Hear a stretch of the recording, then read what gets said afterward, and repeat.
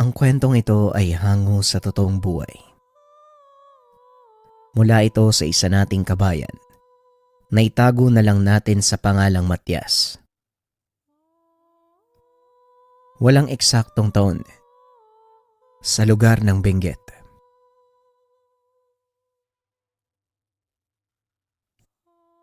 Isang taon pa lang ang kapatid ni Matyas na si Jess. Namayapa na ang kanilang ama dahil sa malubhang sakit. Kaya naman ang tumungtong sa tamang edad ang binata na masukan nito sa sabungan bilang Kristo o tagakuha ng taya ng mga sabungero. Habang nagtatrabaho, sumali din sa sabong ang binata. "Kuya, hindi ka pa rin ba nadadala? Palagi ka na lang talo pero sabong ka pa rin ng sabong." Wika ni Jess, nakababatang kapatid ni Matyas. Ano ba ang problema sa pagsasabong? Hindi naman malaki ang tinataya ko Tugon ni Matyas. Hindi nga malaki ang tinataya mo, pero ginawa mo ng bisyo.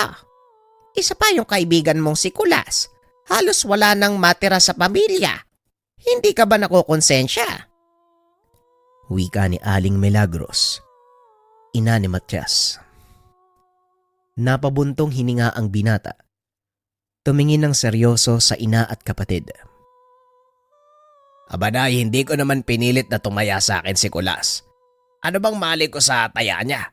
At saka wala naman akong sinabi na magsabong siya Pareho lang naman kaming gustong kumita. O ano nangyari? May napala ka ba? Wala naman, di ba? Imbis na magkapera kayo, naubos ang sahod nyo dahil sa sabong. Yan ang sinasabi ko sa inyo. Walang nananalo sa sugal, pero laro pa rin kayo ng laro. Hindi na lang pinansin ni Matyas ang mga sinabi ng ina at kapatid. Sa halip itinoon ang atensyon sa mga ginagawa. Napailing na lang si Aling Milagros. Hindi to pinansin ng anak. Naani mo'y walang pakialam sa mga sinabi niya. Matapos ang pag-uusap nila Matyas kasama ang ina at kapatid, ipinatawag ito ng amo dahil merong laban. Kaagad nagtungo sa sabungan si Matyas, dala ang manok na kinondisyon. Habang patungo sa sabungan, nakasalubong ni Matyas ang kaibigan. Papunta ka sa sabungan? Sabay na tayo, sakto may pantaya na ako. Mukhang nasa kondisyon yung manok mo kumpara sa kahapon. Wika ni Kulas. Oo naman pare. Pinainom ko yan ng gamot para malakas at manalo. Mabawi ko lang yung perang natalo ko. Ititigil ko na yan. Pinapagalitan na ako ni nanay Ganun ba? Sana nga manalo tayo nang sa ganun makatikim naman ng masarap na ulam. Sana nga, pagdasal natin. Halika na, baka mamaya sermonan na naman ako nun Sabay na nagtungo sa sabungan ng dalawa. Inilaban ni Matyas ang manok sa alaga nila Nolan. Sa isang atake, natumba kaagad ang manok ni Matyas. Hindi ito makapaniwala sa nangyari. Anak ng titing, anong klaseng manok ba yung panlaban nila Nolan? Hindi natatalo, nakakapagtaka. Pasensya na pare Talo na naman tayo. Hayaan mo, sa susunod na laban, babawi ako. Mabuti na nga lang, hindi ko pinusta yung lahat Kung nagkataon, aawain na naman ako ni Mrs. Gutom na naman kami. Basta pare, hayaan mo. Kapag nanalo tayo, bibigyan kita ng balato sa susunod. Sa susunod kasi pare, piliin mo yung pinakamagaling na manok. Hindi pa nga nagtatagal yung laban natin. Patay na kaagad yung alaga mo. Wika ni Nolan. Ay naku anak, kahit gaano pa kalakas ang manok ng kalaban natin, hindi uubra sa pambato natin yan. Talo yan malamang. Matapos insultuin ng binata, umalis na ang mag-ama. Nainis si Matyas sa mga sinabi ng mag-ama. Ngunit sa halip na patulan ang mga ito ay nanatiling tahimik ang binata. Matapos ang laban, sabay na umuwi ang magkaibigan at dito pinag-usapan ang tila ba kakaibang lakas sa taglay ng manok nila Nolan. Grabe, kakaiba talaga yung manok nila Mang Kalo, no? Pansinin mo pare, parang konting ihip lang ng hangin. Tatangayin na yun eh. Pero nananalo pa sa laban. Napakaliksi. Tapos kung umatake, akala mo may sariling utak eh. Pulidong pulido, asentado. Ano kaya ang ginagawa nila para maging ganong kabagsik yung panabong nila? Yan nga din ang ipinagtataka ko. Sa tagal ko nang nanonood ng sabong, ngayon lang ako natalo ng sunod-sunod. Ni minsan, wala pa akong nakitang panabong na kasing lakas ng manok nila Nolan. Ano kayang pinapakain doon? Katawan ng tao? Baka laman na ng tao yung kinakain doon. Natahimik ang magkaibigan. Kapwa napaisip ang mga ito. Hindi pa rin makapaniwala sa mga nangyari.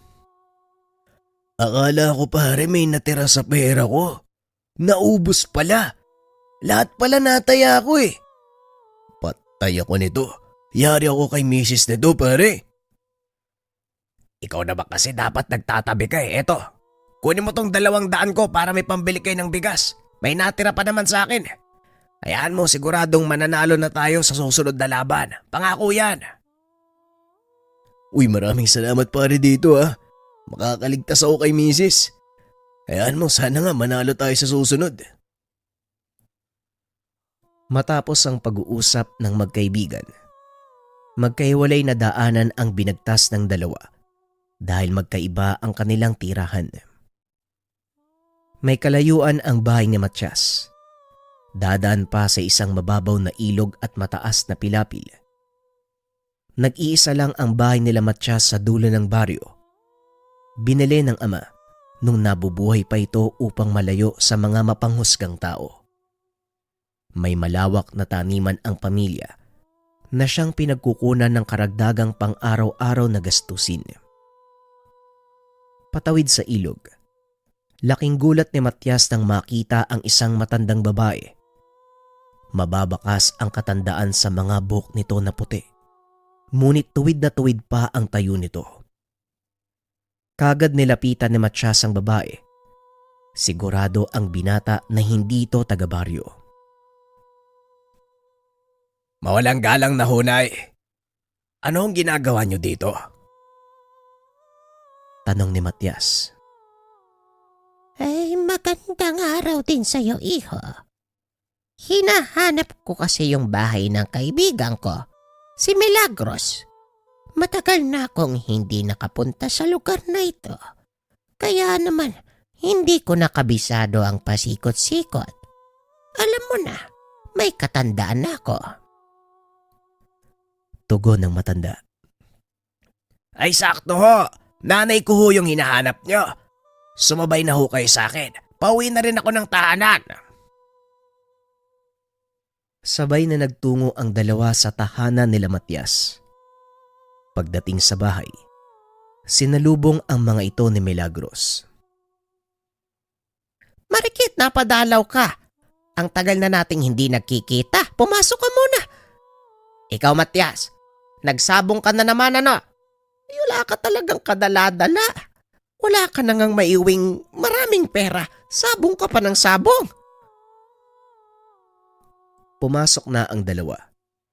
Napakamot pa sa ulo ang binata.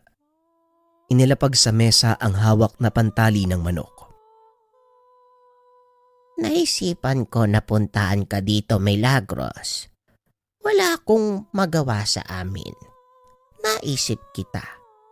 Nga pala, noon, pinata na si Matias. Nung huli ko siyang nakita ay maliit pa lang. Sabungero pa lang anak mo. Mukhang walang alam sa pakikipaglaban. Wika ni Tandang Marikit. Oo, sabungero yang si Matias. Buhat nang nagtrabaho yan sa sabungan bilang Kristo. Palagi nang nagsasabong. Lagi naman talo kay Nolan. Nagsasayang lang ng pera. Tugon ni Milagros. Sabong? Talagang walang alam. Hayaan mo. Bago ako umuwi, tuturuan kita ng paraan kung paano manalo. Wika ni Marikit. Paano naman siya mananalo sa mag-amang dayo? Mukhang may hindi magandang ginagawa ang mga yon sa alaga nila. Piruin mo, yung itsura ng manok, patpatin. Kapag hinangin parang mamamatay na, pero palaging nananalo. Tugon ni Milagros. Hindi pangkaraniwang panabong ang sinasalang ng mag-ama. Pistado ko ang galawan ng mag-amang yon. Mula yan sa baryo namin Hindi ko alam kung bakit lumipat. Yun din ang pakay ko. Kaya ako pumunta dito. Tinalaw na din kita, Milagros. Wika ni Marikit. Ano po ang ibig yung sabihin, Aling Marikit? May ginagawa sila sa panabong para maging ganong kalakas? Tanong ni Matias. Bata ka pa iyo. Halatang walang alam sa mundong ginagalawan mo. Hindi bueno. Akong bahala sa'yo. Wika ni Marikit. Bumili ka nga ng mauulam natin. Dumiretso ka din kila Tessa. Bumili ng tubig na may inom. Bilisan mo't malapit ng maggabi. May pagkaduwag ka pa naman. Nay, nasan ba kasi si Jess? Bakit hindi siya yung bumili ng tubig at tulab? Ano pa nga asahan mo kay Jess? Nasa bahay naman ng tiya niya yon. Kaya sige na, bumili ka na at daanan mo na din. Kaagad na sinunod ng binata ang sinabi ng ina. Dali-dali nitong kinuha ang pera at umalis dala ang flashlight upang gamiting ilaw sa daan. Habang naglalakad, kinikilabutan si Matias sa hindi malamang dahilan. Sumabay pa ang malakas na hangin na mas lalong nakapagpadala ng takot sa binata. Walang ya talaga tong si Jess Kung saan nagpupunta. Alam nang malapit ang maggabi nadawit patuloy ako. Nagpatuloy ang binata sa paglalakad hanggang sa makarating ito sa tindahan ni Tessa. Dito nakita ni Matias. Nakikipagtalo ang kapatid kay Nolan. Napakayabang mo naman. Bakit? Anong pake ko kung talo si kuya? Ang mahalaga, hindi nang daraya kagaya mo. Wika ni Jess. Anong sinasabi mong nandaraya? May patunay ka ba? Malinis kaming maglaro.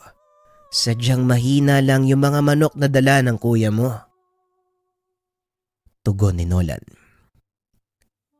Hindi na kailangan ng patunay dahil maraming kumakalat na balita patungkol sa inyo. Maraming kumakalat na sabi-sabi tungkol sa pandaraya nyo. Kilala nyo naman yung sarili nyo. Bakit kailangan mo pa ng patunay? Tigil-tigilan mo yung kapatid ko ha. Madaling ibunyag yung sekreto nyo Layuan mo yung kapatid ko kung ayaw nyong ibunyag ko kayo. Wika ni Jess. Napakunot ang noo ni Matias nang marinig ang sinabi ng kapatid. Dali-dali niya itong nilapitan upang pigilan. Hoy, kayong dalawa. Ano bang nangyayari dito? Jess, bakit ka nakikipagtalo kay Nolan? Nanlaki ang mga mata ni Jess nang makita ang kuya. Kaagad na hinila palayo doon si Matias. Ano bang ginagawa mo dito kuya? At saka gabing-gabi na. Nasa labas ka pa? Alam ba ni nanay to? Tanong ni Jess. Pinabili ako ni nanay ng mauulam natin at ng tubig. Dahil hindi ka naman bumili kanina. Palagi ka pang nasa laboyan. Sa halip na nakikipag-away ka, dapat tinutulungan mo na lang si nanay sa gawaing bahay. Halika na, sumabay ka na sa akin. Bibili lang ako ng mauulam natin at ng tubig. Wika ni Matias. Napayuko na lang si Jess sa sinambit ng kuya. Hindi ito nakapagsalita. Masama itong tumingin kay Nolan na halatang natatawa pa. Matapos na bumili ng binata, Habang binabaybay ang daanan pauwi ng tahanan, nararamdaman ng magkapatid na para bang may nakasunod sa kanila. Tinignan nila ang paligid. Wala namang ibang nakita. Kuya, narinig mo ba yun? Saka, naaamoy mo ba? Ang sangsang eh. Tanong ni Jess. Nagbiro naman si Matyas sa kapatid kahit kinakabahan na ito. Tandaan mo, Jess. Malapit ang bibig sa ilong. Baka sariling amoy mo lang yung naaamoy mo. Tinulak ni Jess ang kuya. Seryosong tumingin sa paligid na animoy may hinahanap. Kuya, mukha ba akong nagbibiro? Bilisan na nga lang natin. Hindi maganda yung pakiramdam ko eh. Parang may sumusunod talaga eh. Mas lalong bumilis ang tibok ng puso ni Matyas dahil sa sinabi ng kapatid. Kaya naman kapwa nagmadali ang dalawa pauwi ng tahanan. Halos madapa pa ang mga ito makarating lamang sa bahay. Napansin kagad ni Marikit na tila ba namumutla ang dalawa. Teka, may bisita ba kayong kasama? Naaamoy ko kasi.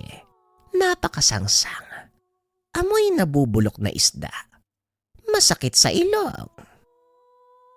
Wika ni Marikit. Nagkatinginan ang magkapatid dahil wala naman silang ibang kasama. Kaya kagad na pumasok ang mga ito. Wala naman po kaming ibang kasama. Bakit mo po natanong? Talagang sinundan pa kayo ng aswang? Sumama sa inyong magkapatid. Gusto yatang makakain. Napakabaho ng amoy. Napakalansa. Iba ang pakay. Wika ni Tandang Marikit. Sabi sa'yo kuya, tama yung hinala ko kanina. May naaamoy ako na masangsang eh. Parang bulok na isda. Naku naman dito na ako lumaki sa lugar natin pero ni minsan, hindi ako nakakita ng aswang. Baka naman gutom lang yan. O baka si Jess yung naamoy mo, Tandang Marikit. Kung saan-saan sumusuot yan kaya mabaho. Wika ni Matyas. Abay, loko kang bata ka. Magaling namang gagamot ang kaibigan ko. Subok na ng panahon ng kakayahan niya. Kaya malabong magkamali si Marikit. Wala tayong alam na ginagambala na pala tayo ng aswang. Wika ni Milagros. Hayaan mo na ang anak mo, Milagros. Hindi naman lahat ng tao naniniwala sa kakayahan ko.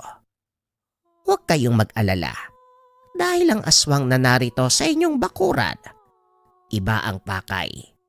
Hindi pagkain, kung hindi ang mga manok na panabong, ang mga uri ng aswang na tigbaliw.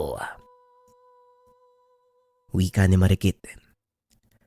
Nagkatinginan ang pamilya at kagad na lumabas si Marikit.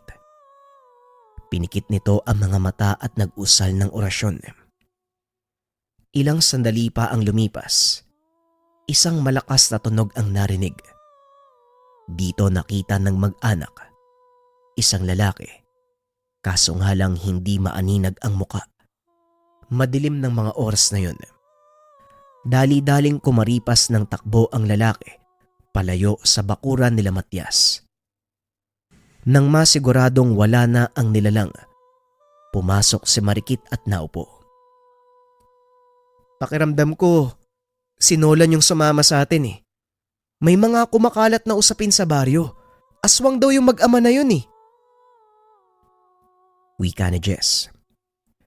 Natawa si Matyas sa sinabi ng kapatid. Hindi na lang nakisali sa usapan ng binata. Dali-dali itong nagtungo sa silid at nagpalit ng damit. Matapos ang pag-uusap, nag-asikaso na si Milagros ng kanilang makakain. Nang makaluto, sabay-sabay na kumain ang mga ito at nakipag-usap sa kanila si Marikit. Hindi naman naniniwala si Matyas sa mga sinasabi ng matandang kaibigan ng ina. Matapos ang hapunan, natulog na ang mga ito. Kinabukasan kinausap ni Marikit si Matias. Ano po ba ang sinasabi mo kagabi, Aling Marikit? At saka tama ba ang pagkakaintindi ko? Aswang sila Nolad. Tanong ni Matias. Tunay ang mga sinabi ko kagabi. Kailanman hindi ako nagsisinungaling. O sige, mamili ka. Mamili ka ng manok na malapit sa iyong puso. Wika ni Marikit. Kagad napatingin si Matias sa manok na iniwan ng ama. Tila ba nag-aalinlangan ito. Ito ang manok na malapit sa akin. Dahil mula pa to sa tatay ko. Pero paano ko matalo? Ito lang ang naiwan na alaala sa akin ni tatay. Natawa si Marikit sa sinabi ng binata. Kaya ka natatalo. Pinangungunahan mo kaagad ang mga nangyayari. Dapat magtiwala ka sa manok na iyong pambato. Hindi ka dapat nag-aalinlangan at nag-iisip ng mga negatibong bagay. Palagi mong tatandaan, ang pagiging negatibo nakakahawa sa mga nakapaligid sa iyo. Wika ni Marikit. Tila tinamaan si Matias sa sinabi ng matanda dahil palaging negatibo ang iniisip nito. Ganun ho ba yun? Hindi ko kasi alam, ang mahalaga lang sa akin, makapagsabong at babawi yung perang natalo. Yun lang naman ang gusto ko eh. Tugon ni Matias. Napailing ang matanda sa sinabi nito. Hindi ka dapat nag-iisip ng ganon kung gusto mong manalo. Pairalin mo ang pagkonekta ng iyong puso at sa manok na ilalaban mo. Matapos itong sabihin ni Marikit, inabot nito ang pulang tela na may kung anong nakalagay sa loob. Nagtaka si Matias sa inabot ng matanda. Ano po yung bagay na to, Aling Marikit? At saka para saan po to? Yan ay espesyal. Pertod ng luya. Mainam na pampaakit ng swerte. Mabisa ding panggamot sa mga sakit. Basta idikit mo lang sa'yo. Palagi mong dadalhin. Tandaan mo, kailangan may koneksyon ka sa manok na panabong. Magtiwala ka sa kakayahan nito. Lalo na sa bertud ng luya na siyang magbibigay sa iyo ng magandang kapalaran. Tatapang ang manok na alaga mo at siguradong tatagal sa labanan. Wika ni Marikit. Maraming salamat po sa mga sinabi nyo, Tandang Marikit ha. Tatandaan ko po ang lahat ng bilin nyo sa akin. Kapag nanalo ka sa darating na laban, Matias, pakiusap lang. Itigil mo na ang pagsasabong. Hindi magandang gamitin sa bisyo ang bertud. Siguradong pagbibigyan ka ng ilang sandali sa sugal, pero mawawala din ang bisa niyan. Kagad na sumingit sa usapan ang ina ng binata. Tama si Marikit kapag nanalo ka, anak ha. Tigil-tigilan mo na yung sabong. Ituon mo ang sarili mo sa pagtatrabaho at pagtulong dito sa bahay. Hindi rin magandang inaabuso ang kaloob sa atin ng kalikasan. Kaya naman makinig ka sa mga sinasabi namin sa'yo. Wika ni Nanay Milagros. Opo Nay, pangako ito na ang huling sabong ko kapag nanalo ako. Ang nasabi ko ho kasi kay Kulas, babawi kami sa susunod na laban upang maibalik ang perang natalo sa amin. Huwag ho kayo mag-alala. Hindi ko ho aabusuin ang ibinigay sa akin ni Tandang Marikit. Tugon ni Matias. Ay nako kuya, totoo ba yan? Mamaya sinasabi mo lang sa amin yan dahil nakaharap si Tandang Marikit. Kapag nakatikim ka ng panalo, siguradong uulit-ulit ka. Hindi pa man nakakasagot si Matias. Muling nagsalita si Marikit. Hindi gagana ang isang bertud o mutya kung ito ay aabusuhin. Palaging tandaan, pinagkaloob sa atin ng kalikasan ng mga bagay-bagay upang gamitin sa makabuluhang prinsipyo. Huwag po kayo mag-alala. dahil marunong po akong tumupad sa usapan. Matapos ng pag-uusap na yun, minabuti ni Matias na nasa kondisyon ng manok. Araw-araw itong nagdarasal habang hawak ang bertud ng luya. Hinihimas ang alagang manok. Naniwala sa kakayahan nito. Nang dumating ang araw na pinakahinihintay ng binata, muling dumalaw sa kanilang tahanan si Aling Marikit. Hinawakan nito ang panabong na dala ng binata. Hinimas at tila ba may binulong sa manok. Handa na ang panabong. Tandaan mo ang aking mga sinabi upang magwagi sa laban. Gawin mo lamang ang mga naituro ko. Siguradong mananaig ka. Wika ni Marikit. Tumango naman ang binata. Desidido itong manalo, lalo pat nangako ito sa kaibigan na mananalo sila sa susunod na laban. Nagsimula na ang sabong. Dinaig lahat ng manok nila Nolan ang mga kalaban hanggang sa sila na ang maglalaban ni Matias. Huwag mo akong bibiguin ha. Nagtitiwala ako sa'yo ng buong buo kasama ng bertud ng luya. Inilapag nito ang panabong. Sa isang atake lang, patay kagad ang manok nila Nolan na labis na ikinagulat ng mga ito. Nagsigawan ang lahat dahil sa pagkapanalo ni Matias. Tuwang-tuwa ang binata. Kinolekta ang napalalunan. Kitang-kita nito ang inis at galit sa mata ni Nolan. Nang mapadaan sa gawin ng dalawa si Matias, nagbanta ang mga ito. Malakas ang lobong kalabanin ako bata ha. Hindi mo alam ang gulong pinasok mo. Ingat ka kaibigan. Hindi ka nasisikatan ng araw. Masamang magpakasaya. Natahimik si Matias. Kinilabutan sa banta ng mag-ama. Ngunit hindi na ito nagpahalata. Nang makolekta ang lahat ng pera, lumapit ang binata sa gawin ng kaibigan. Grabe, tumugma ang mga sinabi mo sa akin ha. Salamat pare sa balato, malaking tulong to sa akin. Wika ni Nicolas. Wala yun pare. Nga pala, nangako kasi ako kay nanay. Pagkatapos ito, hindi na ako magsasabong. Sana ganun ka rin ha. Oo naman pare. Ayoko din ng ganitong buhay eh. Sinabi ko na din kay misis na kapag nanalo, titigil na ako. Matapos ang pag-uusap ng magkaibigan, hinanap ni Matias ang ina at si Marikit. Nauna na ang nanay at kapatid mo para maluto na ang manok. Halika, sabay na tayong umuwi. Tumango lamang ang binata. Tahimik na naglakad pa uwi ang mga ito. Nang makatawid sa ilog, huminto si Marikit na tila nakikiramdam sa paligid na kaagad namang napansin ni Matias. Bakit ho kayo huminto? May problema po ba? Sumenya si Marikit na huwag gagawa ng ingay. Sumunod naman ang binata. Ilang sandali lang ang lumipas, bigla na lamang hinarangan ng dalawang lalaki ang daraanan nila. Kagad na hinila ni Marikit si Matias at inilagay sa likuran.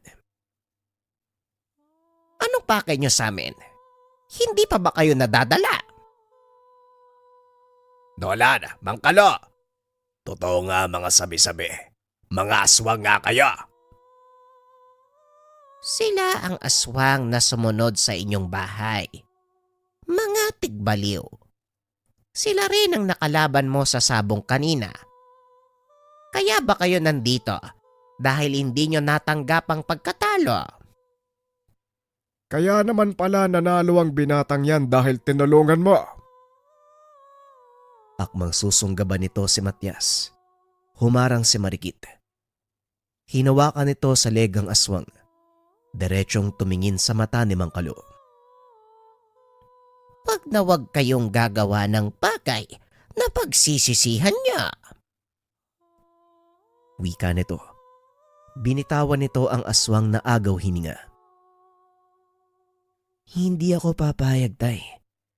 Papatayin ko ang matandang yan. Wika ni Nolan. Sinugod nito si Marikit, ngunit hindi pa man ito nakakalapit. Nasa harapan na ang matanda. Matalas ang iyong dila. Hindi mo naman siguro gugustuhin na sabay kayong maging talunan ng panabong mo. Sinikmuraan nito ang aswang. Iginantay ni Mang Kalo ang anak. Sinuntok nito si Marikit ngunit nahawakan nito ng matanda. Pinilipit ang kamay saka sinipa sa tiyan. Gulat na gulat si Matias sa pinamalas na lakas ni Marikit na animoy hindi matanda. Lapastangan ka, Marikit. Hindi ka dapat nakikisawsaw sa away na ito. Ito'y sa pagitan lamang ng mga nagsasabog. Natawa si Marikit. Hinawakan sa leg ang aswang. Dahan-dahang inangat sa lupa. Laking gulat ni Matias kung paano ito nagagawa ng matanda. Bakit hindi ako mangingialam? Ako ang kasama ni Matias, na anak ng aking kaibigan. Anong gusto niyo? Panoorin ko kayo habang pinagtutulungan ng walang kalaban-laban na binata. Biglang sumuka ng dugo si Mang Kalo. Nang makita ni Nola na bugbog sarado na ang ama, kagad siyang lumuhod sa paanan ni Marikit. Pakiusap, huwag mo kaming papatayin lalo na ang aking ama. Pangako hindi na kami uulit. Wika ni Nolan. Mabuti pa ang iyong anak. Marunong makiusap. Ikaw naturingan kang matanda. Hindi ka marunong mag-isip. Makakaalis na kayo. Pero sa oras na makita ko pa ang mukha niyo sa baryong ito, sisiguraduhin kong mamamatay kayo. Oh, maliwanag ho. Aalis na po kami sa baryo. Hindi na kami manggagambala. Dali-dali itong tumayo. Tinulungan ang ama at mabilis na umalis sa harapan ng dalawa. Natulala si Matias sa nasaksihan. Hindi ito makapaniwala sa mga nangyari. Sana lang, hindi na malaman ng iba ang mga naganap dito. Ipangako mo sa akin, Matias, na wala kang ibang pagsasabihan kahit pa ang kapatid at ina mo. Tumango naman si Matias. Nagpatuloy na ang dalawa hanggang sa makarating ang mga ito sa kanilang paroroonan. Buhat ng araw na yon, hindi na nakita pa ang mag-ama sa baryo nila Matias. Tumupad naman ang binata sa sinabing pangako. Matapos ang laban, hindi na muling nagsabong ang binata. Maging ang kaibigan ay nagbagong buhay na din. Laking gulat ni Matias. Nagpatuloy ang swerte ng bertud sa kanya. Maluwag ang pasok ng pera sa pamilya. Nakapagpatayo siya ng sariling negosyo at patuloy na naalagaan ang angkan. Tunay ngang kapag ginamit mo sa tamang paraan ang biyaya ng kalikasan, hindi rin titigil sa pagbibigay ng kayamanan sa taong nagtatangan. Ang susunod nating kwento mga kabayan ay tungkol sa iyas ni Apo Lakay. Ang nagtatangan nito ay si Datu Parangay. Dating kwento na ito mga kabayan, ninarrate ko lang ulit ng may ibang atake. Pakiusap ko na pakinggan na pwedeng skip ang kwento at wag na mag-comment ng kung ano-ano. Para to sa mga kabayan natin na hindi pa nakakapakinig at maganda ring ulitin kasi sobrang ganda ng kwento. Wag na nating patagalin pa. Simulan na ang kwento. Ang kwentong ito ay hango sa totoong buhay.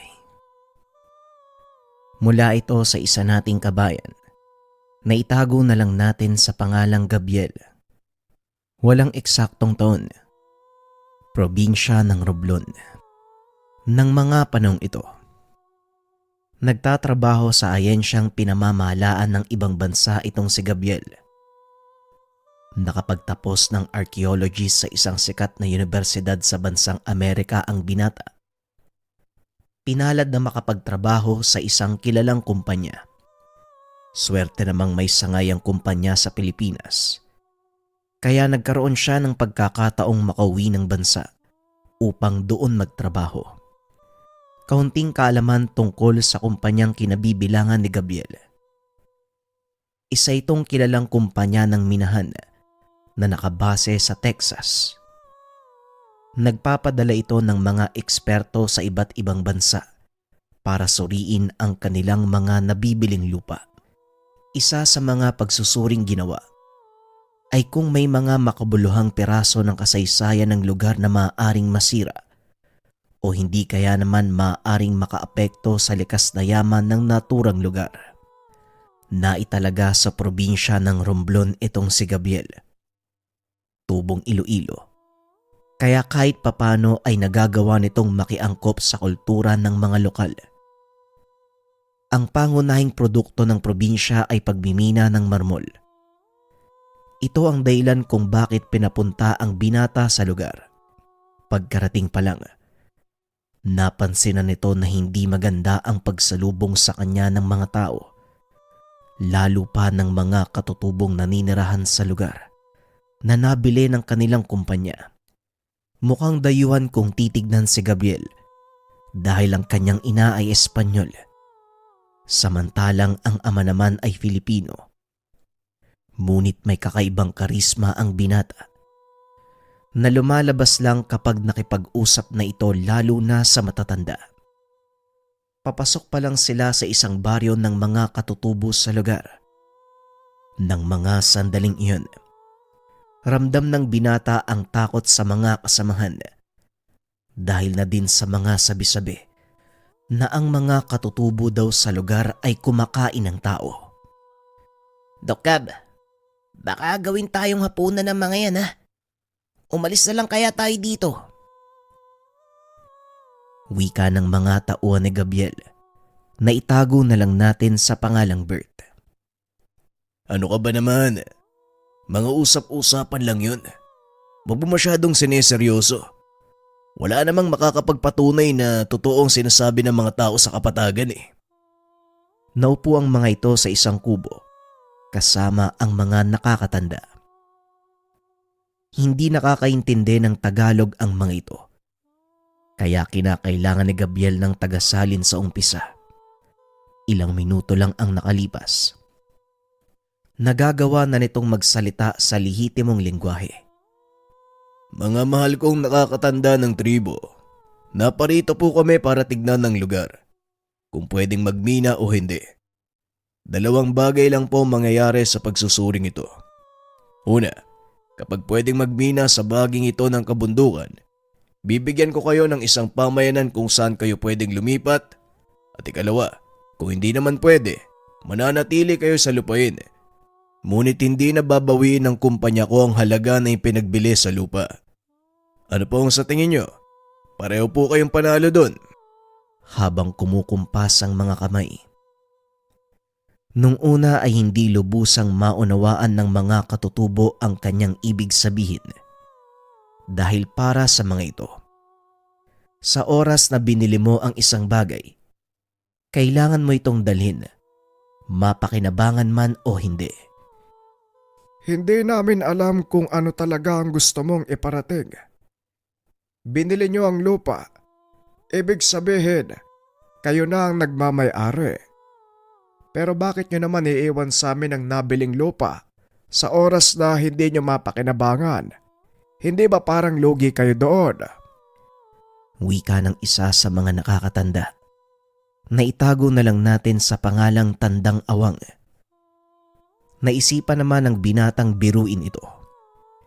Hindi naman po talaga kami lugi, tatang. Dahil wala pa naman kaming nabibiling lupa na hindi pwedeng minahin. Ngunit wala sa mga matatanda ang tumawa. Para sa amin, sagrado ang mga lupang ito. Ngunit kung may nakikitang kapakinabangan ng aming kapwa, buong puso namin itong ipagkakaloob dahil hindi naman ito sa amin, kung hindi sa aming mga ninuno. Biglang nabura ang ngiti sa mukha ni Gabriel dahil nakitang seryoso ang mga nakakatanda. Alam ko naman po yun, Manong.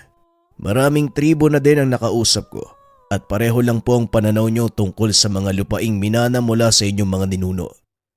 Kaya wag po kayo mag-alala. Kung gaano po kalaki ang respeto nyo sa lupang ito, ganun din po ang sa akin. Mukha lang po akong dayuhan, Tatang, pero ang aking ama ay isang manobo. Sa makatuwid, galing po ako sa angkan ng mga katutubo mula sa Mindanao. Hindi na nagulat ang mga kasama nito dahil ilang beses na ding sinabi ng binata ang tungkol sa kanyang pagkatao. Kung ganon, marami kang nalalaman tungkol sa sinaunang kultura, hindi lang sa aming mga katutubo dito sa Romblon, kundi maging sa buong Kabisayaan. Opo, Tatang. Sa totoo lang po, isa ito sa mga pinag-aralan ko bilang archaeologist. Ano ka mo? Arkeokyok? Arkeano? Bahala ka nga sa buhay mo. Hindi kita maintindihan eh. Pero natutuwa ako dahil pareho tayo ng interes. Halika't may ipapakita ko sa'yo.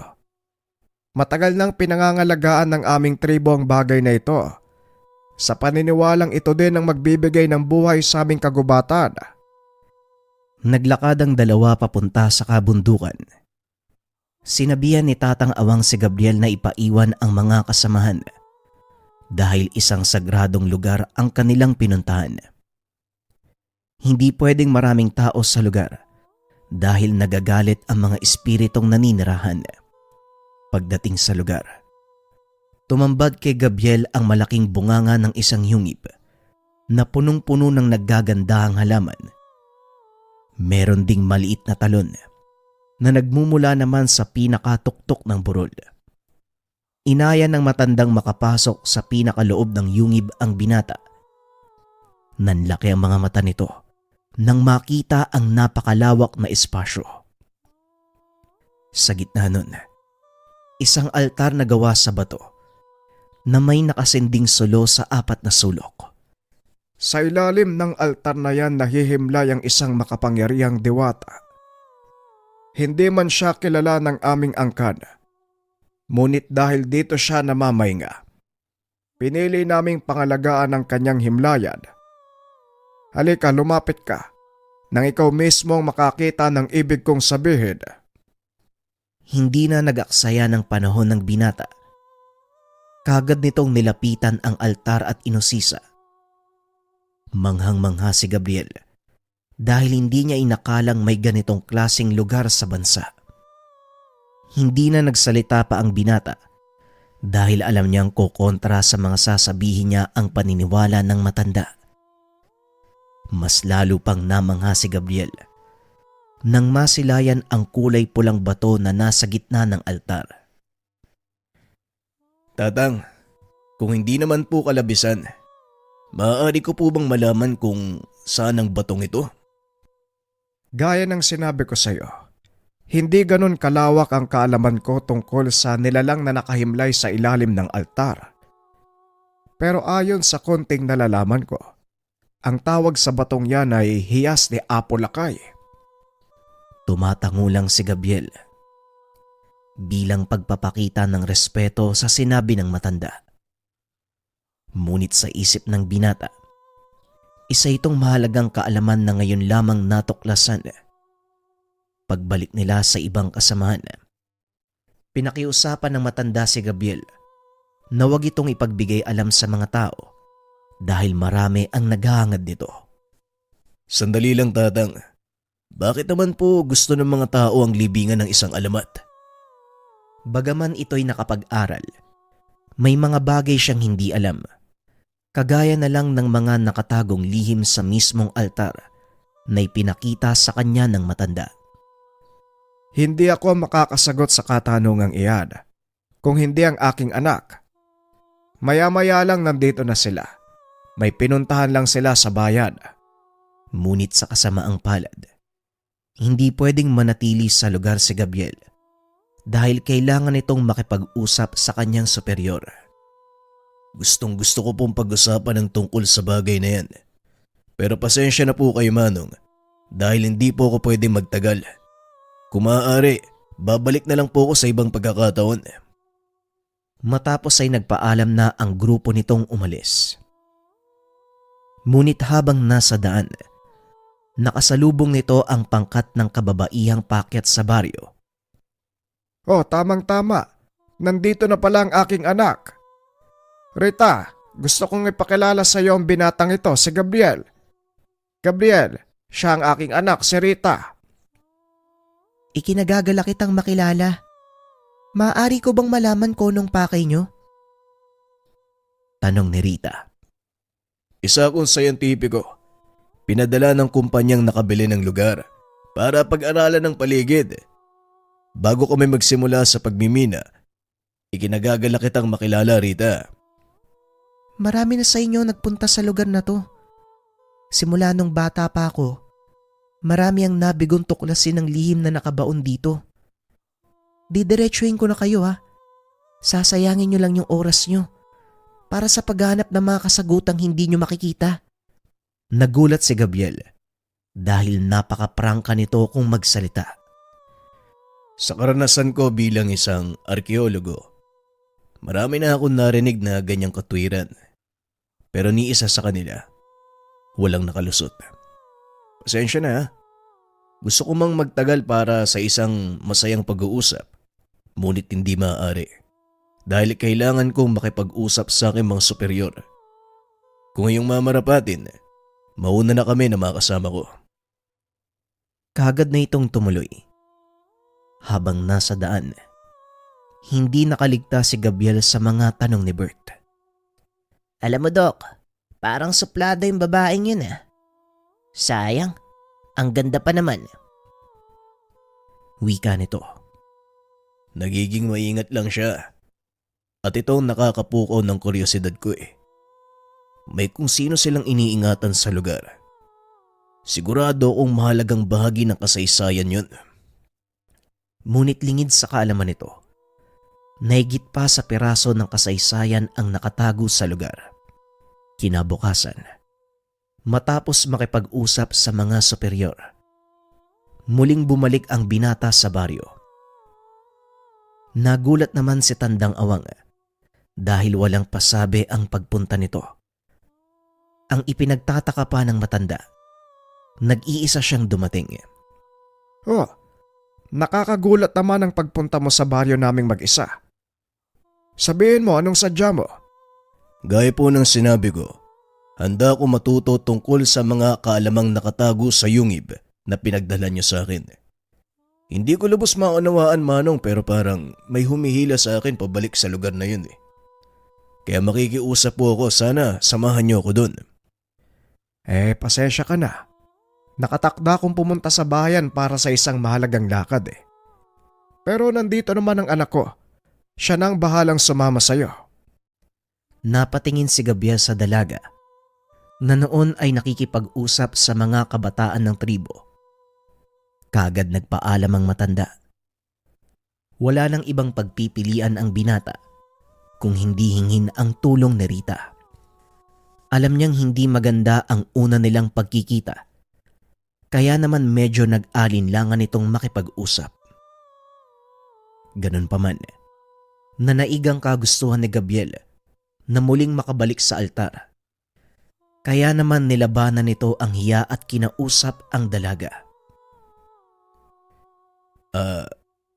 Rita, magandang umaga sa'yo ah. Hindi na ako magpapaligoy-ligoy pa. Gusto ko sana magpasama sa'yo doon sa yungib eh. Kung ayos lang. Ayoko. Bahala ka sa buhay mo. Naku, maraming ano? Ayaw mo? Bakit naman? Ayoko eh. Hindi nababagay ang isang kagaya mo sa sagradong lugar na yun. Kagaya ko. Bakit naman? Ano bang pinagkaiba? Marami eh. Lumaki ka sa syudad. Nabahira na ng karamihan ng mundo ang isipan mo. Kaya hindi ka karapat-dapat na tumungtong sa lugar na yun. Grabe naman yan. Masyado mo akong hinuhusgahan. Hindi mo pa nga ako kilala eh. Pero sige, walang problema. Kung ayaw mo, mag-isa akong pupunta dun. Naglakad dito pakyat ang burol. Nung una ang akala ng dalaga ay nagbibiro lang ito. Ngunit nakita ni Rita. Patuloy sa paglalakad ang binata. Kaya dali-dali itong sumunod. Teka, sandali nga lang, hindi ka ba nakakaintindi? Hindi ka karapat-dapat na umapak sa lugar na yun. Dudungisan mo ang libigan ni Apo Lakay. Yang ka na naman eh. Kaunti na lang talaga, iisipin ko may personal kang galit sa akin. Hindi naman sa ganun pero gaya ng sinabi ko, sagrado ang lugar na yon. Hindi ka pwedeng umapak doon ng basta-basta.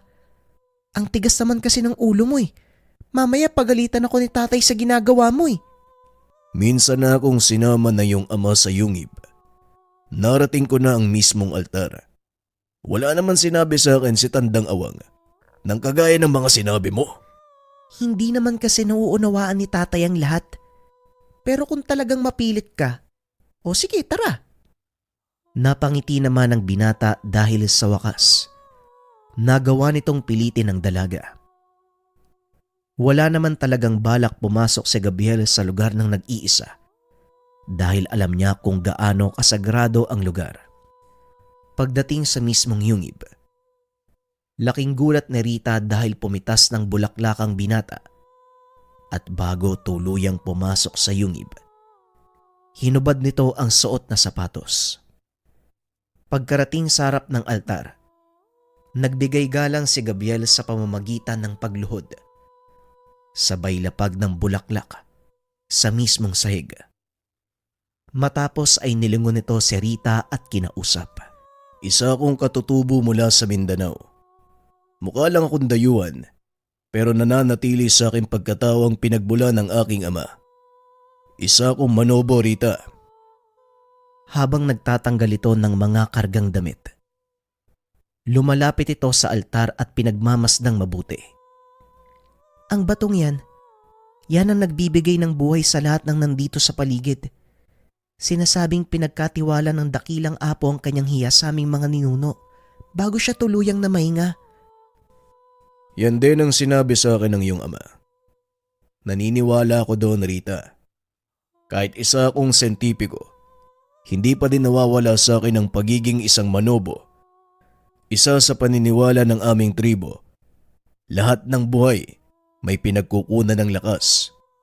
Ngunit alam mo ba, may mga nababasa din ako tungkol sa hiyas ni Apo Lakay. Ayon sa iilang impormasyong nakuha ko, may kakayahan daw itong magbalik ng mga kaluluwang namayapa na. Oo, isang patunay sa kasulatang nabasa mo ay ang aming kapaligiran. Tignan mo ang mga puno at hayop sa paligid. Lahat sila umaasa sa ibinibigay ng mutsyang ito. Kaya hindi pwedeng mapasa kamay ng masasama at sakim na tao. Lalo lang magkakaroon ng kaguluhan eh. Masisira ang balanse ng kalikasan. Naglakad ang binata paikot sa altar. Aksidente itong nadula sa tumpok ng lumot sa sahig. Napansin ito na punong-puno ng mga lumang sulatin ang paligid. Hinawi nito ang lumot para malantad ang mga ito. Napangiti ang binata dahil ang mga titik na ginamit, alibata o mga sinaunang titik ng ating mga ninuno. Kaya mo bang mabasa ang mga nakasulat? Wala ni isa sa amin na nakakaunawa sa mga yan eh. Kaya malaking tulong kung sakaling nagagawa mo itong basahin. Ngunit hindi umiimik si Gabriel dahil ang mga nakasulat sa bahaging iyon ng sahig hindi tungkol sa kasaysayan kundi isang uri ng mantra para gisingin ang natutulog na nilalang sa ilalim ng altar. Mali ang paniniwala niyo, Rita. Patawad ngunit hindi maaaring mabasa nino man ang mga katagang ito. Anong ibig mong sabihin? Si Apo Lakay ang nakahimlay sa libingan. Patuloy na nag-ikot si Gabriel. Naganap ng iba pang kasulatan hanggang sa madako ito sa mismong altar. Dito na lubusang naunawaan ni Gabriel na hindi si Apo Lakay ang nakabaon sa ilalim ng altar, kung hindi isang datong gabo ng aswang mula sa kapuluan ng Sugbo o ngayon mas kilala sa tawag na Cebu. Rita, makinig ka sa akin. Ang daang taong kaalamang itinuro sa inyo ay walang katotohanan. Hindi si Apo Lakay ang nakalibing sa lugar na ito, kung hindi si Datu Pangaraw. Eh sino naman si Datu Pangaraw? Ano ang kaugnayan niya sa iyas ni Apo Lakay? Ang iyas ni Apo Lakay ay siyang nagsisilbing tanod ng nilalang. Sa oras na may mag-alis nito sa kinilalagyan, siguradong magigising si Dato Pangaraw. Maaaring magdulot ng malaking kapamakan. Kinilala siya noon bilang puting gabunan. Hindi lang sa inyong tribo, kung hindi sa lahat ng mga nasa paligid. Kailangang manatili itong sekreto na kahit si Tandang Awang, hindi maaaring malaman. Dali-dali itong kumuha ng kagamitan para sirain ang mantra. Ngunit nagawa niya itong kabisaduhin. Matapos ay kagad na silang umalis sa lugar. Sakto namang dumating si Tandang Awang. Hoy, kumusta naman ang pananaliksik? May nakuha ka bang kalaman? Maayos naman po kagaya po ng sinabi niyo. Wala masyadong nakasulat sa puntod. Kailangan kong kausapin ang superior ko.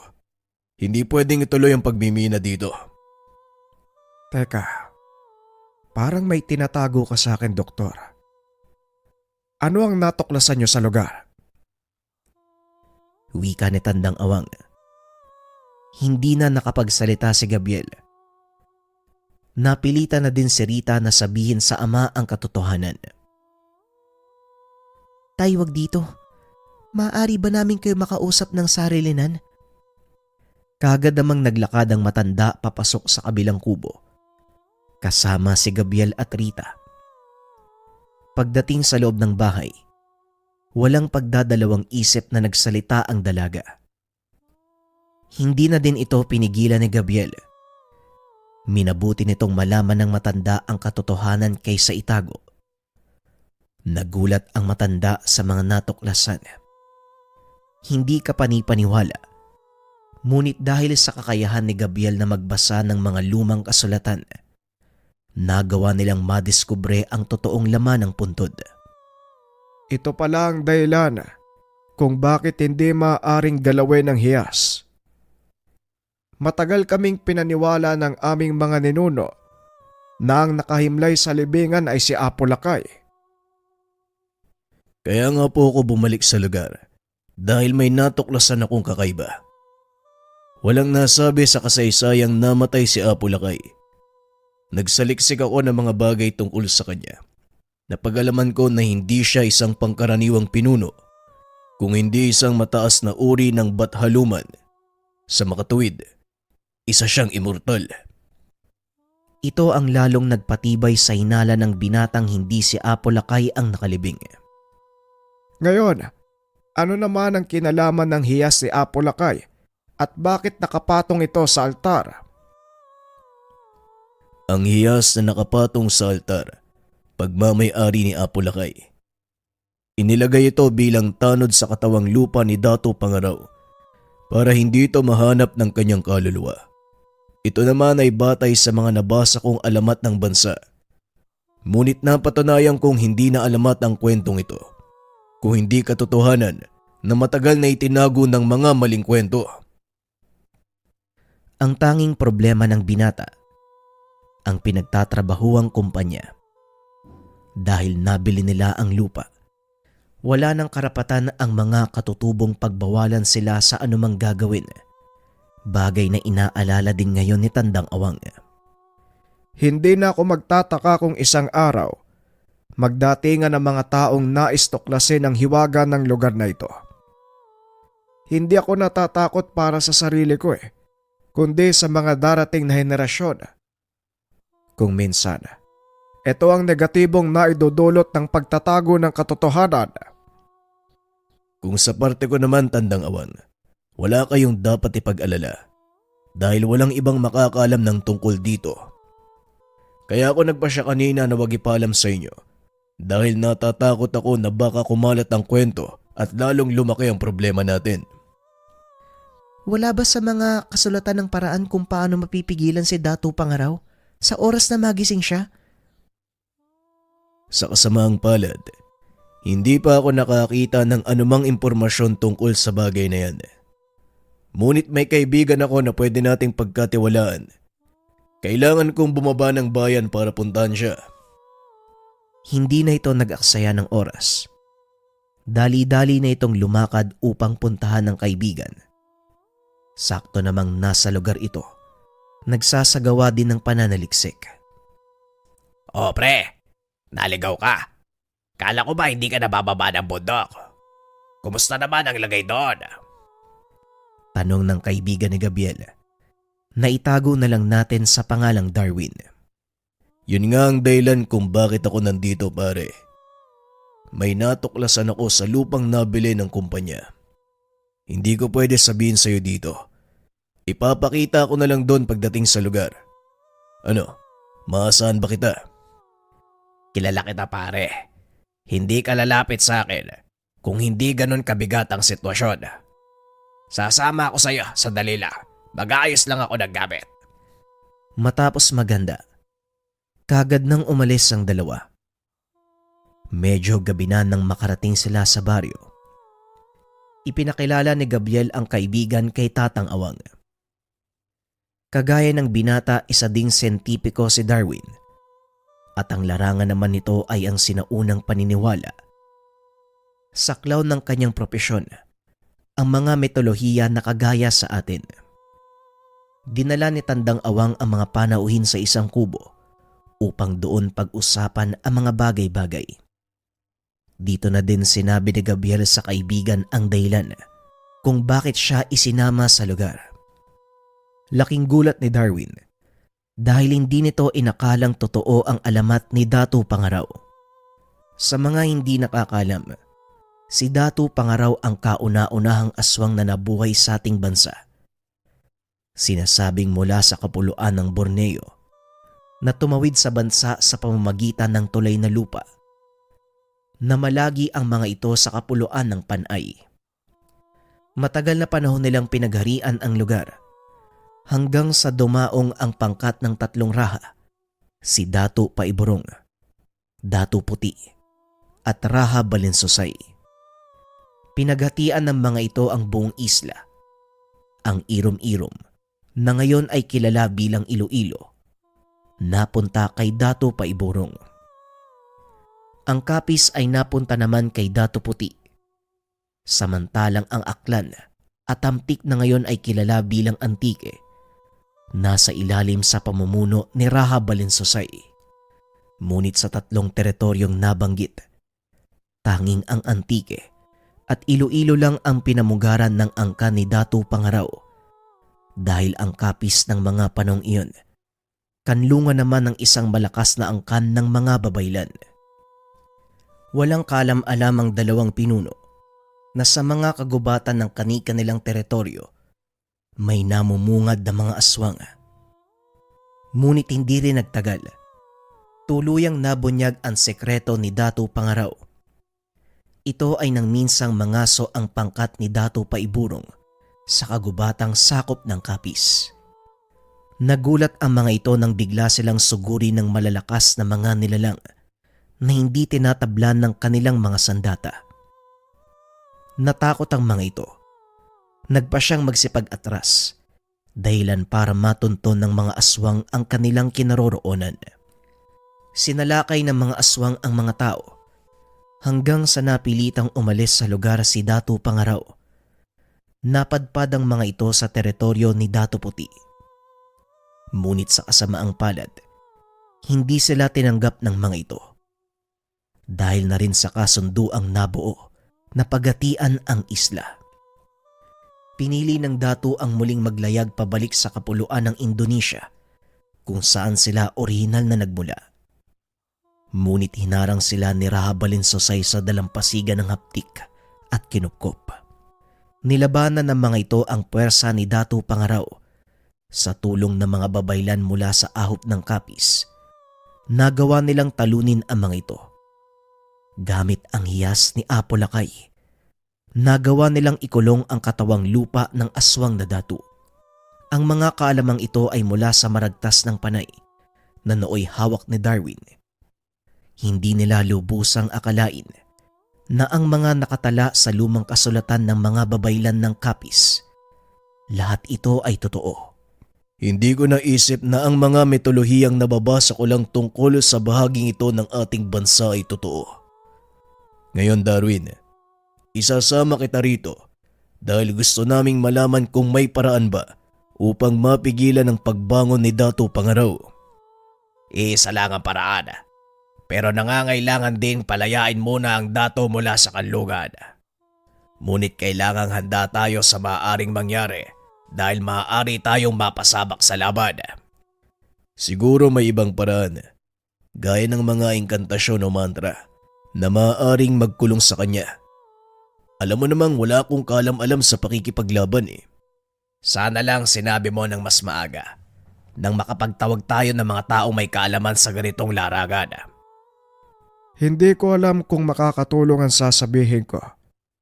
Pero bakit hindi na lang natin gawin ang nararapat para hindi magambala ang lugar? Mahirap kasi ang sinasabi mo, Tatang. Lalo na't nabili ng kumpanyang ito ang lupa. Maaari naming ipaglaban ang karapatan namin sa lupang to bilang katutubo. At ikaw malaki ang maitutulong mo dahil kung tutuusin, ikaw ang may kasalanan. Nagulat ang mga ito nang biglang magsalita ang dalaga. Hindi akalain nila Gabriel na nakikinig pala siya. Anong ginagawa mo dito? Hindi ba't sinabi ko sa'yo na huwag kang makikinig sa usapan ng mga lalaki? Tay, gusto ko ding makatulong. Matagal na panahon na nating pinangangalagaan ng kapayapaan sa baryong ito. At hindi ko hahayaang masira lang yun. Dahil sa ambisyon ng mga taong sakim, kayamanan lang yun nasa isip nila eh. Rita, huwag mong pagsalitaan ng ganyan ng doktor at ang mga kasama niya. Dahil wala sila sa harap natin kung hindi maganda ang kanilang hangarin. Dapat lang sila yung gumawa ng paraan para maayos ang lahat ng to. Sila din naman yung dahilan kung bakit maaaring manganib ang ating baryo. Kaagad namang lumabas ng kubo ang dalaga. At dahil gabi na ng mga sandaling iyon, pinili na lang ng mga ito na doon magpalipas ng gabi. Habang nakahiga, pilit pa ring iniisip ni Gabriel ang mga pangyayari. Ni Sainagap, hindi nito inakalang may mga ganong uri ng kaganapan sa ating bansa. Sa loob ng ilang taon niyang pagiging siyentipiko, hindi lubos maisip ni Gabriel na magkakaroon siya ng karanasan na hindi pinaniniwalaan ng siyensya. Kinabukasan maagang bumangon si Gabriel. Nagpaalam ito sa mga kasamahan na babalik sa opisina para kausapin ang kanilang superior. Susubukan niyang hindi matuloy ang pagmimina sa lugar. Sa kasamaang palad ay nabigo ito dahil nung araw na yun, nagdatingan na ang mga tauhan at ang makinaryang gagamitin ng kanilang kumpanya sa pagmimina. Dali-daling bumalik si Gabriel sa baryo upang ipaalam ang nangyayari. Ngunit pagdating ng binata, nakita nitong nakahanda na ang mga katutubo. Ang ilan sa mga ito ay paakyat na sa yungib. Samantalang si Tandang Awang naman, nag-aantay sa kanilang kubo. Alam naming mangyayari ang bagay na to, kaya inunahan na namin. Paakyat na ang ilan sa mga kalalakihan ng tribo sa yungib para magsilbing proteksyon sa altar. Kasama ng mga kalalakihan si Darwin upang tignan kung ano ang magagawa nito. Maaaring may nakapagbigay ng impormasyon sa mga nakakataas sa inyo. Kaya nagmadali sila na ituloy ang pagmimina. Maaaring ganun na nga ang nangyari. Pero wala akong ibang pinagsabihan.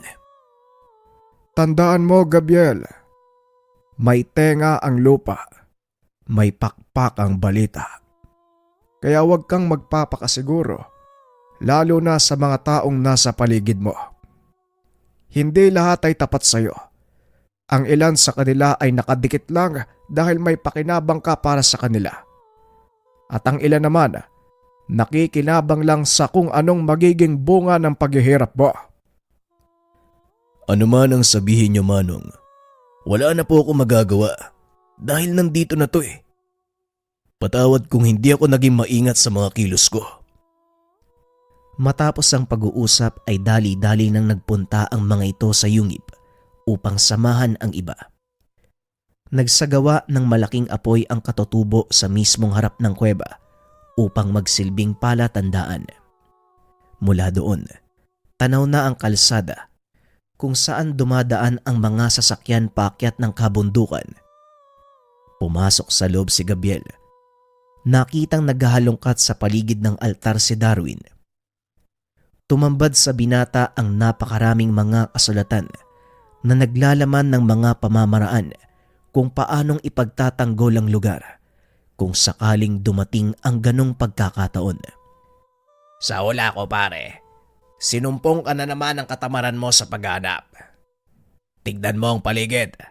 Nariyan ang kasagutan sa mga tanong mo. Hindi natin kailangan magbuwis ng buhay dito. Ginawa ang lugar na ito ng kung sino mang mga nauna sa atin na may sariling pangproteksyon. At yung nasirang kasulatan, hula ko, ikaw din ang may gawa nun, hindi ba?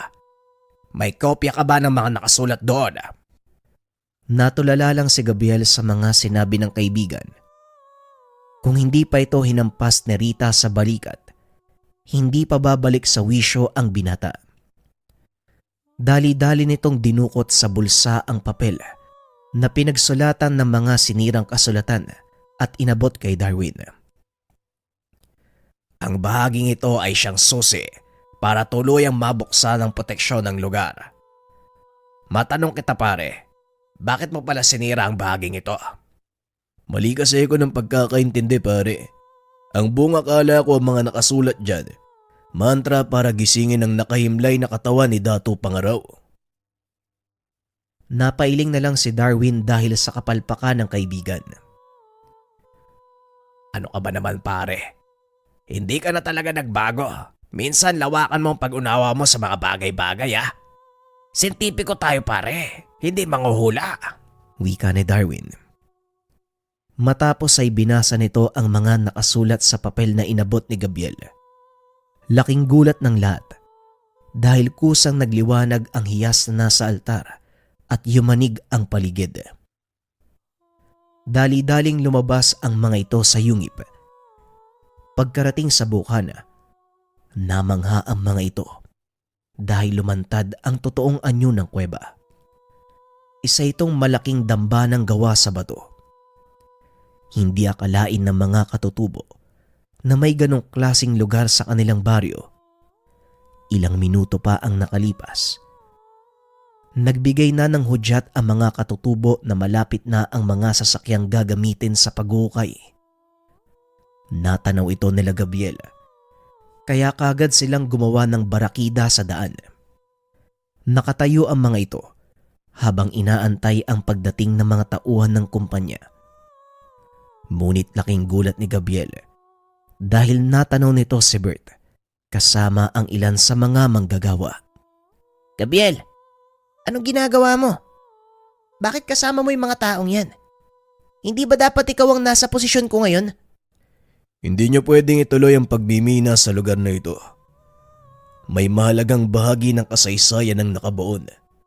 Iatras mo mga tauhan mo, Bert. Pasensya na, Gabriel. Sumusunod lang ako sa utos. Kaya patabihin mo ang mga katutubo dahil hindi magdadalawang isip ang mga sasakyang ito para sagasaan sila. Ngunit sa pagkakataong iyon, si Tatang Awang na ang sumagot. Hindi aalis sa mga katutubo kahit pa kamatayan ang sapitin namin. Sayang, Gabriel. Yayaman ka sana ng gusto eh. Kaso pinakawalan mo pa ang pagkakataon. Ngayon mamamatay ka kasama ng mga katutubong to. Sabay senya sa mga kasamahang umabante. Umandar ang mga sasakyan. Ngunit nanatiling nakatayo sa gitna ng daan ang mga katutubo kasama sina Gabriel. Ngayong lumabas na ang totoo mong kulay, Bert. Pera lang ang habol mo. Hindi ka na nakontento sa kung anong meron ka ngayon at siguradong hindi ka pa rin makukontento kahit kailan. Yun lang naman ang mahalaga sa mundong ito. Dahil hindi ka mabubuhay ng walang salapi. Gabriel, ikaw sabihin mo nga sa akin, anong dahilan mo? Bakit ka nandito? Mahalagang bahagi ng kasaysayan ang nandito sa lugar. Handa ako magbuwis ng buhay para mapangalagaan ito. Pwede ba wag kang magpaka-ipokrito? Alam kong totoong pakay mo. Balak mong solohin ang kayamanang natuklasan mo sa kuwebang iyon. Pero hindi ko hahayaan ang bagay na yan. Dahil una sa lahat, pag-aari ng kumpanya ang lupang ito. Pangalawa, hindi lang naman ikaw ang nakatuklas niyan ah. Kaya bakit hindi ka na lang makipagtulungan sa akin? Paghatian natin kung anong makukuha dyan. Diyan ka nagkakamali, Bert. Hindi ako naparito para sa kayamanan. Nakasama mo ako ng matagal sa trabaho. Dapat alam mo kung ano ang mas mahalaga sa akin. Nagpatuloy sa pag-usad ang mga sasakyan hanggang sa wala ng pagpipilian ang mga katutubo, kundi ang lumaban. Pinagbabato ng mga ito ang sasakyan, dahilan para masugatan ang ilan sa mga nakasakay. Maging ang nagmamaneho ay tinamaan. Dito na gumamit ng dahas si Bert. Inutusan nito ang ilan sa mga tauhan na pagbabarilin ang mga katutubo. Pero bago pa man sumunod ang mga tauhan, nagkaroon ng malakas na pagyanig. Isang malakas na sigaw ang narinig nila mula sa loob ng kuweba. Nilingon ni Gabriel si Darwin. Napagtantong hindi nila ito kasama. Ilang minuto pa ay tila may kung anong paparating. Dali-daling sinabihan ni Gabriel ang mga kasamang magsipag-alisan sa lugar. Laking gulat nito nang may kung anong lumapag sa kanilang harapan. Nakatayo lang ito ng tuwid. Tinutukan ng ilaw ng mga sasakyan. Nanlaki ang mga mata ni Gabriel nang makita ang itsura nito. Punong-puno ng balahibo ang katawan. Malaoso kung titignan. Ito ang puting gabunan. May mga tattoo sa kanyang katawan. May hawak itong 2 kampilan. Naroon din ang simbolo ni Apolakay. Naloko na. Umalis na tayo dito. Kung hindi, mauubos tayong lahat. Napagtanto nito na ang nilalang na nasa harapan ay walang iba kung hindi si Dato Pangaraw. Maya-maya ay dumating si Darwin. Hawak-hawak ang batong nakapatong sa altar. Pare, anong ginawa mo? Bakit mo hinayaang gumising ang demonyo?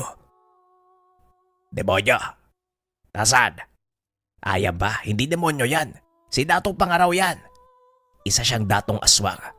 Nasa ilalim ng kapangyarihan ni Apolakay. Bakit sa tingin mo inilagay ang hiyas na ito sa itaas ng kanyang libingan? Batay sa mga nabasa ko, pare, ang batong yan na nagsisilbing bantay ng nilalang na nasa ilalim ng altar. Mali na naman, pare. Si Dato Pangaraw, ang isa sa mga matapat na alagad at tagasunod ng Bathalumang si Apolakay. Bagaman mula ito sa angka ng mga aswang, isa ang dato sa pinakamabait na pinuno. Maniwala ka o hindi, si Dato Pangaraw ang nagpalaya sa mga karaya laban sa mga Kastila. At dahil na din sa presensya niya, hindi na muling bumalik ang mga ito. Naputol ito nang biglang kumilos ang dato. Iwinasiwas ang 2 kampilan. Hindi rin ito tinatabla ng bala at ang bawat tamaan ng sandata kaagad namamatay. Tuloy-tuloy sa pag-atake ang dato habang sina Gabriel, si Darwin, itinuloy ang pag-uusap. Pero saan mo naman nakuha ang mga kalamang yan, Darwin? Sabi ko nga sa'yo, hawak ko ang maragtas ng panay. Kaya alam ko ang mga bagay tungkol sa mga datong aswang at sa iyas ni Apolakay. Mabuti na lang, ikaw ang naunang makadiskubre ng libingang ito. Nang mga sandaling iyon, hindi na malaya ng 2 na may nakalusot sa mga tauhan ni Bert. Napansin naman ito ni Rita, kaya dali-dali niya itong hinabol. Gabriel, may mga kalabang nakalusot. Papunta ngayon sila sa kuweba. Nagkatinginan ang magkaibigan. Sabay na tumakbo papunta sa kuweba. Nang mga oras na yun, Halos maubos na ni Datu Pangaraw ang mga kalaban. Ang ilan sa mga ito, pinili ng iligtas ang sariling buhay. Samantalang sinagabyal naman ng mga oras na yun, narating na ang yungib. Naabutan ng mga ito ang ilan sa mga tauhan ni Bert na nilalagyan ng pampasabog ang paligid. Sinubukang awatin ni Gabriel ang mga ito. Ngunit huli na. Nagawa na nilang ilatag ang lahat ng dalang pampasabog. Pakiusap, huwag niyong ituloy ang binabalak niyo.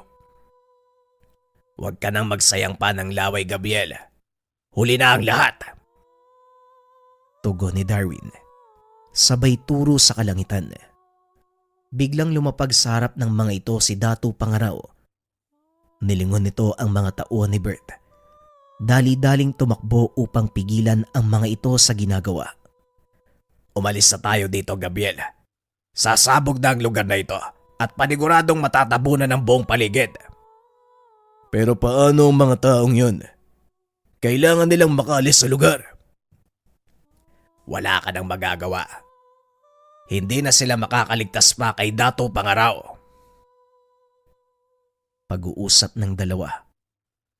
Habang papalayo, inihagis ni Darwin ang mutya papasok ng yungib. Pinagpapapatay ni Datu Pangaraw ang ilang tauhan ni Bert na nasa loob. Ngunit sa kasamaang palad may nakaligtas at tuluyang pinasabog ang lugar. Dumagungdong ang paligid. Unti-unting gumuho ang yungib. Maging ang halos kalahati ng bundok na kinaroroonan nito. Wala nang nagawa pa ang mga katutubo, kung hindi ang manood sa unti-unting pagkasira ng kanilang iningatan sa loob ng mahabang panahon. Tatang, patawad po ah. Kung hindi dahil sa akin, hindi po sana mangyayari ang lahat ng ito. Wala kang dapat ihingi ng kapatawaran, anak. Dahil kalooban ito ng lumikha. Mas mabuti nang tuluyang mabaon sa limot ang lahat. At isa pa, hindi lang naman ito ang dahilan kung bakit kami namumuhay dito sa kabundukan. Tignan mo ang kapaligiran. Habang iniikot ang tingin sa paligid. Isang mahalagang bahagi ng kasaysayan ng nawala, tatang. Ito ay kasama sa inyong kultura. Muling wika ni Gabriel. Tama ka, Gabriel. Bahagi ito ng kasaysayang hindi na dapat maungkat pa. Ang kailangan na lang nating gawin sa ngayon ay ang umusad. Tugon ng matanda. Kagad itong lumuhod ng nakaharap sa araw. Nang tignan ni Gabriel ang ilan sa mga katutubo, nakaluhod na ang mga ito bilang pagrespeto sa kanilang nakagawian. Lumuhod din si Gabriel at Darwin. Matapos ang pagbibigay-pugay sa panibagong araw, kagad nang nagpaalam si Darwin. Pasensya na pare ah, hindi ako pwedeng magtagal dito eh. May mga bagay din akong kailangan gawin. Mag-iingat ka palagi ah. Alam mo naman kung saan ako hahanapin, hindi ba? Maraming salamat, pare. Kung hindi dahil sa'yo, malamang hindi ganito ang kinalabasan ng lahat. Wala kang dapat ipagpasalamat. Malungkot ang pangyayaring ito para sa mga katutubo. Pero mabuti na din at walang napahamak sa kanila. Nang mga sandaling iyon, napagtanto ni Gabriel na mas mabuti nang mabaon kasama ng gubuhong bundok ang mga patunay ng kanyang natuklasan sa lugar. Dahil alam niya, maaari pa itong pagmulan ng mas malaking kaguluhan. Matapos ng kaganapan, pinatawag ng kumpanyang pinagtatrabahuan ng binata. Natuklasan nito na walang kinalaman ang kanyang mga superior sa naging kilos ni Bert. Sa kasamaang palad ay nagawa nitong makatakas. Hindi na muling nakita sa lugar. Ipinawalang bisa din ng pamahalaan ang permiso ng pagbimina sa baryo nang dahil na din sa sakuna. Pinili ni Gabriel na manatili sa lugar upang pag-aralan ang kultura ng mga katutubong nakatira. Natuklasan ng binata sa sarili na marami pa itong hindi nauunawaan. Kahit pa sabihing isa siyang sentipiko, may mga bagay pa rin na hindi saklaw ng kanyang napag-aralan. Sa paglipas ng mga taon, kinakailangang bumalik ni Gabriel sa Amerika. Malungkot mang iwanan ang sariling bayan, ngunit kailangan. Dahil ito sa tawag ng kanyang tungkulin bilang isang archaeologist. Paminsan-minsan ay umuwi ito sa Pilipinas para bumisita sa ilang kakilala. Patuloy pa rin niyang ginugunita ang nangyari, lalo na kapag nagkikita sila ng kaibigang si Darwin. Sa tuwing nasa bansa si Gabriel, umaakyat ito ng kabundukan upang bisitahin ng tribo ni Tandang Awang. Bagaman wala na ito, hindi pa rin makakalimutan ni Gabriel ang kabutihan at pagtanggap nito sa kanya. Nagsagawa din ng outreach program ang binata sa mga kapos na mamamayan. Marami ang natulungan nito, lalo na ang mga katutubo na nangangalaga sa kapaligiran. Itinatag din ng binata ang isang foundation na patuloy na nangangalaga ng kultura sa ating bansa. Sa kasalukuyan, retirado na si Gabriel. Namumuhay ito sa ibang bansa kasama ang kanyang mga anak at pamilya. Hindi na din ito nakakauwi ng bansa dahil nakaratay na sa karamdaman. Ngunit ganun pa man, hindi ito nagsisi dahil nagkaroon siya ng masayang buhay. Naging bahagi siya ng napakaraming kaganapan, lalo na sa pagtuklas ng kasaysayan ng mundo. Sa katunayan, bago magretiro, nanalo pa ito ng presteryosong parangal sa larangan ng siyensya sa Europa. Isa sa mga hindi makakalimutang bahagi ng buhay niya nang minsang masilayan at masaksiyan ang maalamat na datong aswang at hiyas ni Apo Lakay.